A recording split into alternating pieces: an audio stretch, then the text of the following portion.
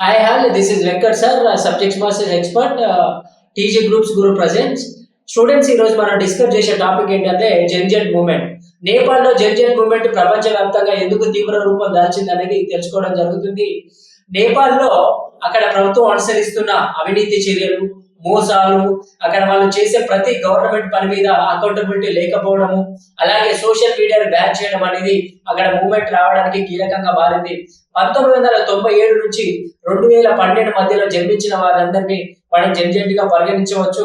అక్కడున్న విద్యార్థులు, అక్కడ యువత ఆ ప్రభుత్వం చేస్తున్న అవినీతి కార్యక్రమాలని, వాళ్ళు చేస్తున్న బంధుప్రీతిని, వాళ్ళు అనుసరిస్తున్న విధి విధానాలకు వ్యతిరేకంగా సోషల్ మీడియా ద్వారా ప్రశ్నించడం ద్వారా నువ్వు బ్యాన్ చేయడం, నేపాల్ ప్రభుత్వం అనేది సోషల్ మీడియా బ్యాన్ చేయడం ద్వారా అక్కడి విద్యార్థులు రోడ్ల పైకి వచ్చేసి అక్కడి ప్రభుత్వానికి వ్యతిరేకంగా ఉద్యమం చేసి ఆ ప్రభుత్వాన్ని పడగొట్టేసి నూతన ప్రభుత్వాన్ని, అక్కడ మాజీ ప్రధాన న్యాయమూర్తి గారితో నూతన ప్రభుత్వాన్ని ఏర్పాటు చేసి ప్రపంచంలో యువత దలుచుకుంటే ఏదైనా చేయగలరనే నిరూపణ చేయడం జరిగింది.